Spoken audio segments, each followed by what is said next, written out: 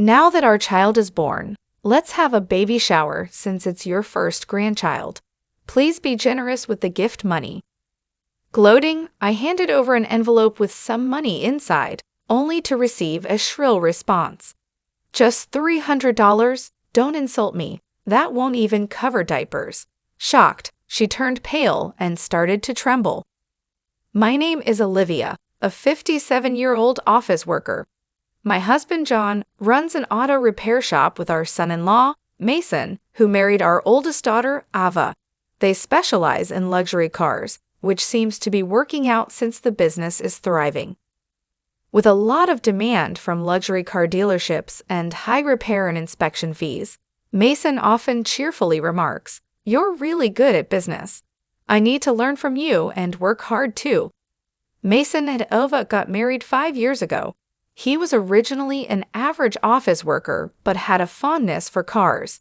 He got his mechanic certification and started working under John. We don't live together with our daughter and son-in-law, but since Ava recently started working at her husband's garage as a secretary, we see them almost daily. Though our house and the shop are separate, they're nearby, so I drop by sometimes, and the four of us often hang out together. Mason is an outgoing person and easy to talk to. Anyone would think he's our real son. We do have a biological son, but ever since he left home for his job, we rarely see him. William is 2 years younger than Ava and never took an interest in his father's job. After graduating from college, he joined a regular company. When he was in elementary school, he used to say, "When I grow up, I'll take over Dad's shop." But as he got older, his mindset changed. There's no way you can make a living working at a repair shop these days. I don't want to be covered in grease either. John never intended to have William succeed him in the first place. Still, when William declared that he had no intention of taking over the business, he looked sad. John had hired several employees and was contemplating the future. When Mason joined the business, it seemed like he started to think about what lay ahead. If there were no successors, he planned to give the employees a heads up so they could find work elsewhere. But with Mason in the picture, he intended to leave the business in capable hands. Ava never imagined that Mason would succeed her father, but she asked, taken aback yet relieved, "I knew Mason loved cars, but I never thought he'd become my dad's apprentice and take over." But since William never planned to take over, it's no problem, right? My husband's business is doing well, which is probably why Ava is always asking me if William's going to ask for the shop later. Ava has a good reason to worry. William's wife, Emma, has a somewhat uncouth side. William and Emma got married 2 years ago, and even from the first time they came to our house to introduce Emma, she made quite an impression. The first thing Emma said when she arrived with William was, "This is a very blue-collar home, isn't it? Is this what self-employed people's homes are like?" My husband and I were so taken aback that we couldn't say anything in response. Ava, who was also present, seemed to be infuriated and immediately retorted, "Who do you think you are? What are you saying to your fiancé's parents?" However, Emma stood her ground, saying, "I'm just expressing my true feelings. Please stop picking on me before we're even married." I tried to calm down the two women who were about to get into a fight and attempted to proceed with the marriage introduction. But William said, "Just because we're getting married doesn't mean we'll live here or rely on you." It seemed like William was not pleased with Mason helping out with his father's job and getting along well with us. Since Ava and Mason got married, William seemed to want to distance himself from us even more. Mason also didn't join us that day out of consideration, but William made a sarcastic remark, saying, "Ava's husband isn't here today, huh?" I thought it would be embarrassing if he showed up all greasy and dirty like he usually is. I'm relieved he's not here. Although he said he wouldn't take over my husband's shop, he might not be happy that Mason, who isn't related by blood, would be the successor. Upon hearing William's words, I felt angry and retorted, "Are you jealous of Mason? You were the one who said you wouldn't take over your father's shop."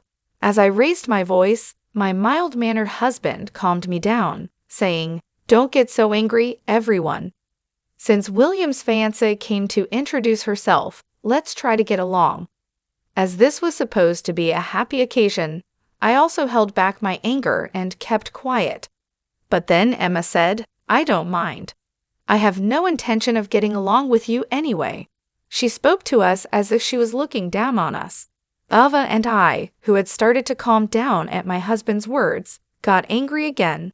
Ava and I gave Emma stern looks, but she seemed to find it amusing. "You common folk are so quick to anger. Is someone from an upper-class family?" "I've never been angry before," she said cheerfully, boasting about being from an upper-class family.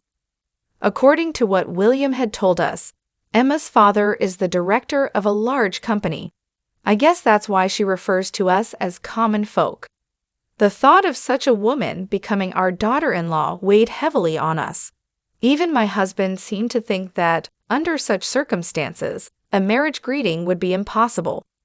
So he suggested to William and the others, "How about we wrap this up for today, seeing as this was just a meet and greet?" The two of them hurriedly left. After they had left, Ava was still fuming. What was with that woman? She was boasting about being the daughter of an upper-class family just because your father is a company director. She can't get too ahead of herself. Even my husband, who had been trying to calm us down, seemed to be stunned and said, "William sure has a tough person to marry. I'm worried about what's to come." Sighing, he told us about how Emma had been a handful during the preparations for the wedding. The day before the wedding, Emma purposely came to our house and said, "Please make sure to wash yourself and your hair clean since you work at a mechanic shop, future father-in-law.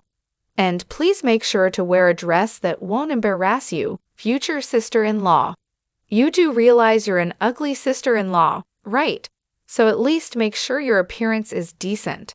She said this in a snide tone. I was about to yell back at her in anger, but my husband responded politely, "Understood. We'll make sure not to cause any trouble." Emma seemed taken aback by this. She must have wanted to say more nasty things and watch us get angry, but she seemed unsure how to react to my husband's response and left with a dissatisfied look on her face. At the wedding the next day, Emma came in front of our family and said, "It's embarrassing for everyone to know your relatives, so please behave. Also, this area smells oily, and it's all because of you." She spouted her usual snide remarks. Mason, who had met Emma for the first time, said with a fascinated look, "I'd heard rumors, but she's worse than I expected." Normally, Mason has long, unkempt hair and a beard, but that day he had cut his hair and came dressed in a suit. So Emma had no complaints. However, I wish she had come in his usual work clothes with his long hair and beard, just to see how Emma would react. After the wedding, we didn't hear from William at all. Worried, I said, "I wonder if William is doing okay." To which my husband responded, "No news probably means he's doing fine." I was worried too, but if we contact him, that wife of his might get angry. "Let's wait for them to contact us," he said, sounding resigned. 2 years passed without any contact from William, but Emma's behavior at the wedding still came up in our conversations. Whenever my husband and I and Ava and Mason were all together for a meal, Mason said, "I don't think Emma knew who I was. No one introduced me to her. She probably saw me as some dirty relative," to which I replied, laughing, "It would have been funny if you had come in your usual work clothes, with your messy hair and beard. She might have kicked you out." Everyone laughed heartily at this. At the wedding, the atmosphere had been so tense that no one had introduced Mason to Emma, and Mason had missed his chance to introduce himself. By now, Mason had completely blended in with our family, and it felt like we had a wonderful son, even without William. Then, all of a sudden, one day, a heavy snowfall caused cars to get stuck everywhere. At my husband's shop, they received requests from customers to tow their cars, so they were very busy. The employees split up the work and attended to them. My husband and Mason had gone out on a request from a foreign car dealer my husband deals with. But when they came back from finishing the job, they both seemed downcast. Ava, who was worried, asked Mason what was wrong, but he just said, "No, it's nothing." He spoke as if nothing had happened, so I didn't think much of it. A few days later, William and Emma suddenly showed up at our house, and Emma was holding a baby in her arms. Seeing the baby sleeping in her arms, I couldn't help but break into a smile. Ava, who happened to be visiting, also smiled and said, "Emma, you had a baby." She reached out to touch him, but Ava recoiled from Emma's hand, yelling, "Don't touch her with your dirty hands. The smell from the oil will rub off." Seeing the baby made me forget, but indeed, even as a mother, Emma had not changed. I realized that as the atmosphere grew tense, as usual, Emma said, "Now that our child is born, let's have a baby shower since it's your first grandchild. Please be generous with the gift money." As she spoke in her usual sarcastic tone, I put $300 in an envelope and handed it to Emma on the spur of the moment. If I had known beforehand, I would have prepared more adequately. But she came so suddenly that I didn't have time to prepare money or ask what she wanted so I could give it to her later.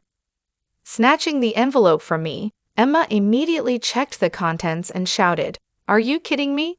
Only $300? That's not even enough for diapers." Really loud, my usually mild-mannered husband suddenly took the envelope back from Emma, saying, "Don't you disrespect us. The father of that child isn't William, is it?" He yelled back with the ferocity I had never seen in him before. Moreover, he started saying that the child's father wasn't William, which left me utterly confused. At the sound of my husband's yelling, Mason, who had been in the back room, came in looking puzzled. But upon seeing Emma, Mason looked shocked. When Emma saw Mason, she too looked startled and quickly tried to hide her face. Seeing Mason, my husband said, "Seeing Mason, does that jog your memory? You'll remember him from what we told your fancy minivan during the heavy snowfall, especially since you were complaining to Mason.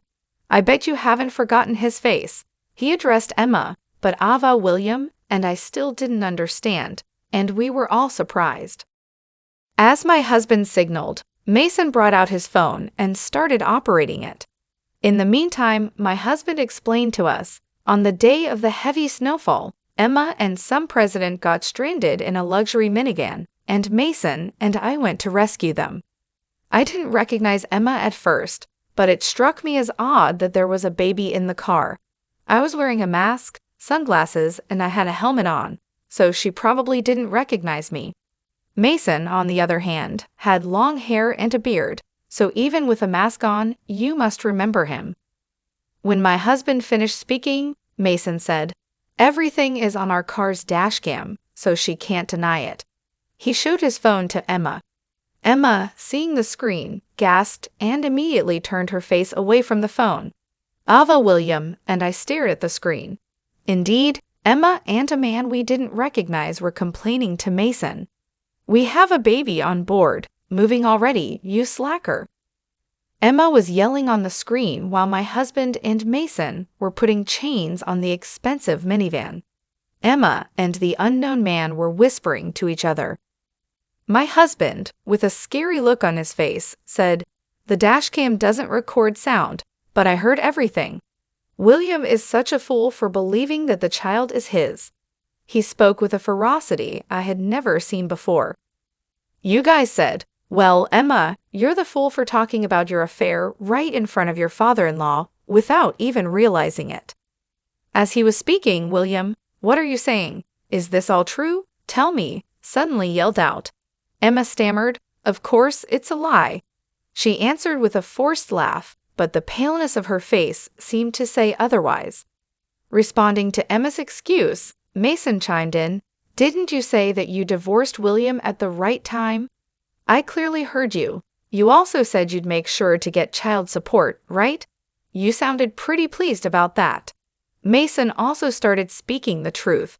Upon hearing this, Emma became agitated, her hands shaking as she held her baby, and the baby started crying. Seeing her crying baby as an opportunity, Emma exclaimed, "Look what you did. The baby's crying because you're all mean to me. Enough is enough. I'm going home today." Saying this, she left William behind and stormed out. William turned even redder in anger than the baby, but once Emma was gone, he seemed to calm down a little. "Dad, is what you said earlier true?" He asked his father for confirmation. Again, his father silently nodded, and Mason added, "Emma's lover is the president of a company that does business with our shop. I heard from some dealers that Emma accompanied him when he came to buy a car. Apparently, he bought a minivan because they were having a baby," he explained in detail. William buried his head in his hands and crouched down, but later a DNA test proved that the child was indeed not William's. William immediately filed for divorce, but Emma, on the other hand, proclaimed, "Marrying a commoner like he was my mistake." She yelled defiantly. However, the DNA test results showed that the father of the child was not the president, another lover, causing more confusion. It seemed that Emma had cheated with another man, and the child was apparently his. But the man was married. William claimed compensation in the divorce proceedings against Emma, but also sought compensation from her two lovers. Emma's family, who had boasted of their high-class background, turned out not to be that wealthy and apparently had to borrow money to pay the compensation in the divorce proceedings. The reason she had an affair with the president was her aspiration for a high-class lifestyle. But unfortunately, Emma's remarriage with the president didn't happen. Far from remarrying, she was claimed for compensation for breach of engagement on his part. After parting ways with Emma, it seems that William had developed a distrust towards women. "I'll never get married again," he declared, starting to live alone.